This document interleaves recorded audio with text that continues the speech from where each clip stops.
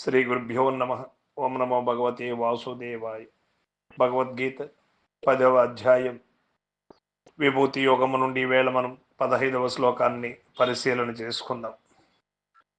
స్వయమేవాత్మానాత్మానం వేత్తత్వం పురుషోత్తమా భూత భావన భూతేశ దేవదేవ జగత్పతే.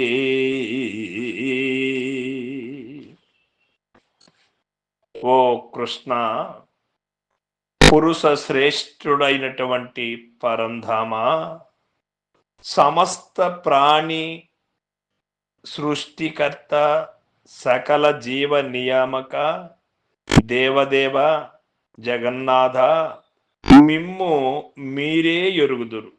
మీ స్వరూపమితరులు ఎరుగుటకు దుర్గాఖ్యమని చెబుతూ ఉన్నారు.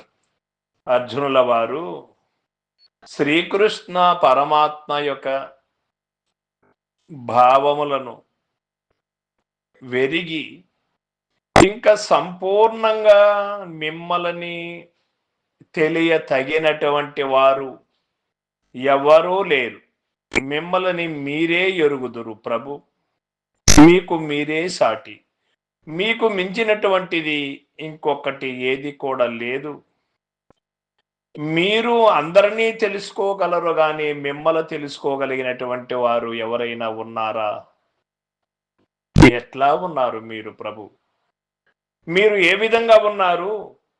మీరు ఎన్ని రూపాల్లో ఉన్నారు, ఎట్లా ఉన్నారు అనే విషయాలని అన్నీ కూడా సవినయంగా అడుగుతున్నాను తండ్రి, నాకు తెలియచేయండి మీ యొక్క విభూతులను అని ప్రాధేయపడుతూ ఉన్నారు అర్జునుల వారు.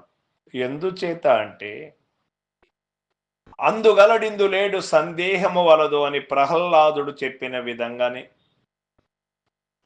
ఉన్నది బ్రహ్మ సత్యం ఒక్కటే అని వేదములు చెబుతూ ఉన్నాయి.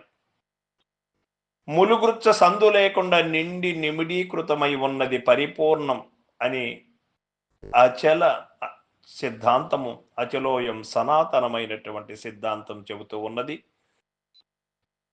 ఆ విధంగా ఉన్నటువంటి పరమాత్మని నేను ఎట్లా తెలుసుకోవాలి? అందులో విశేషంగా ఎక్కడ ఉన్నది పరమాత్మ స్వరూపం? ఏ ఏ ప్రాణుల్లో, ఏ ఏ చెట్లల్లో, ఏ దీనిలో ఉన్నది అన్నీ కూడా సవినయంగా వినగోరిన అర్జునుల వారు శ్రీకృష్ణ పరమాత్మని పదే పదే అడిగిన కారణంగా శ్రీకృష్ణ పరమాత్మ విభూతులను సవినయంగా,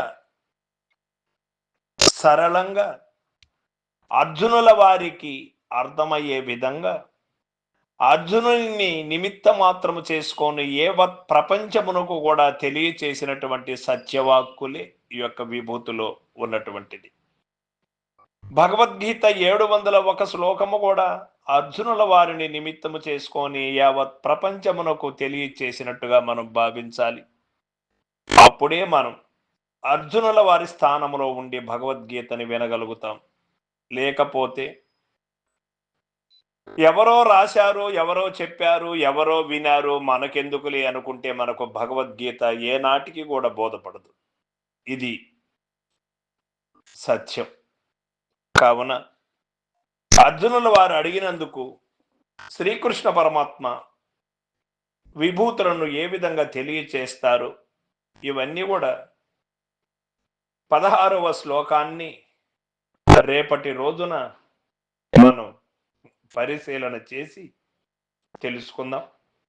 ఈ అధ్యాయం అంతా కూడా పరమాత్మ యొక్క లీలలు, విస్తృతమైనటువంటి లీలలు తెలియబడుతూ ఉంది. అన్నిటినీ కూడా క్షుణ్ణంగా ఈ యొక్క 10వ అధ్యాయాన్ని పరిశీలన చేసుకుందాం. సర్వం సద్గురు పాదార్పణమస్తు. జై గురుదేవ.